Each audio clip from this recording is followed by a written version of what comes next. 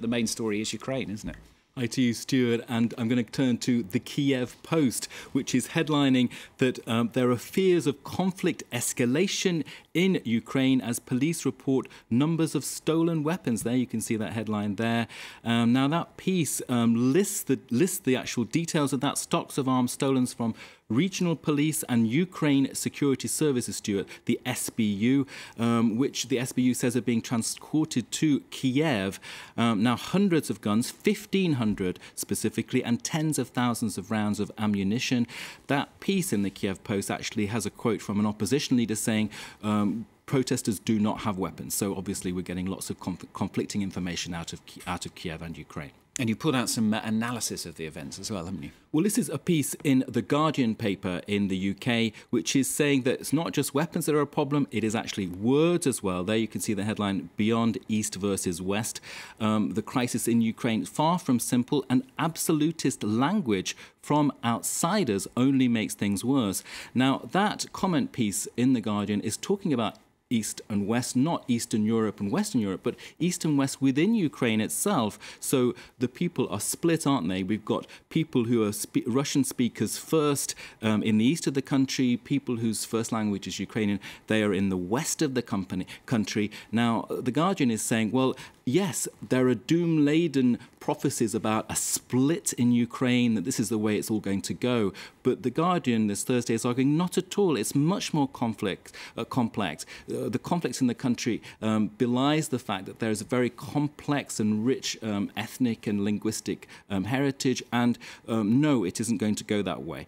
This is too simplistic an approach to say that it's just an East-West problem. Now, of course, looming over this story, President Viktor Yanukovych in Ukraine, but also the Russian President, Vladimir Putin. Lots of coverage of him as well. Well, there's loads about Putin. Of course, this Thursday we've got the Sochi Games going on, haven't we, as well as the Ukraine problem. There you can see the Globe and Mail, the Canadian paper. Its cartoon shows Putin handing the dog a bone, that dog being Ukraine. It's not a pet poodle, but it's sort of like a pet terrier, and its butt is on fire. And in his other hand, Putin has a collar and leash, of course. Putin this week has released 2 billion euros of aid to Ukraine. That credit line perhaps not coming at the opportune moment. Another cartoon is in the Moscow Times. If you're going to read one piece this Thursday, Stuart, read the Moscow Times. This piece is really incredible. There you can see another cartoon, how the US media misrepresents our dear leader, Vladimir Putin.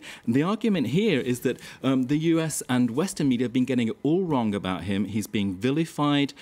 He is doing a good job, and he should not be Putin bashed in the way he is. Now, that story in the Moscow Times is by Stephen Cohen, a professor at Princeton, and he says, hold on, he's getting worse treatment than the Soviet Union got during the Cold War. It's too partisan, it's inflammatory, there's no justification, there's no nitty-gritty research into what Putin is really doing. Putin it was, after all, who helped Obama on Syria. Putin who helped Obama on Iran. So that piece is definitely worth reading. And of course, Putin there braving that hurling of rocks against him. Good to get the other perspective, isn't it? Now, from mighty Putin to a minnow of world politics, Matteo Renzi, of course, he's the new kid on the block, really, isn't he? Well, he's just 39. No one knows much about him.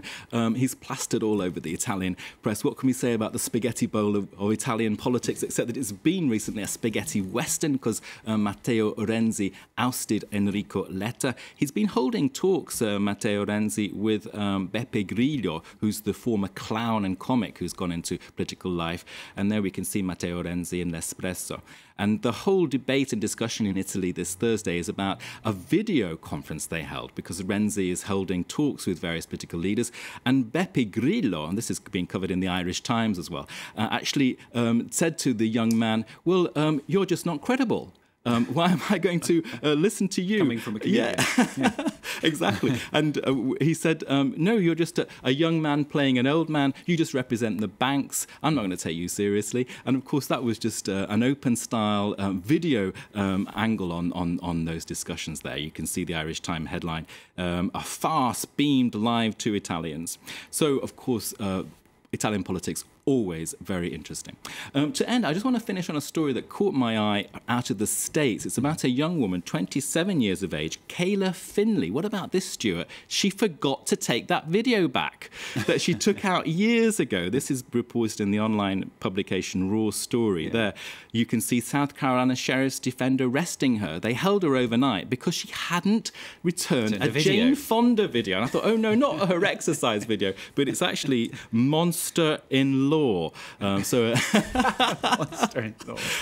A video with Jennifer Lopez. So the poor woman ended up in the cells for a night, and in fact all she was doing was actually reporting a case of domestic violence, and so she's absolutely livid about that. So a telling tale there, a bit of a warning. Better go and check down the back of the sofa, I suppose. Absolutely. Nick Rushworth, full of the international papers today here on France 24. Thanks a lot. Coming up, all the latest news on the latest situation in Kiev. We hope to be speaking very shortly to our correspondent who was telling us a little earlier that he saw 2 protesters there shot dead in Kiev today. Also, we're with the poor rural farmers in the north of Thailand as they offer their support, urging their Prime Minister Yingluck Shinawatra to cling to power despite the deaths now of 5 people this week in ongoing anti-government protests. It's all in the next half hour.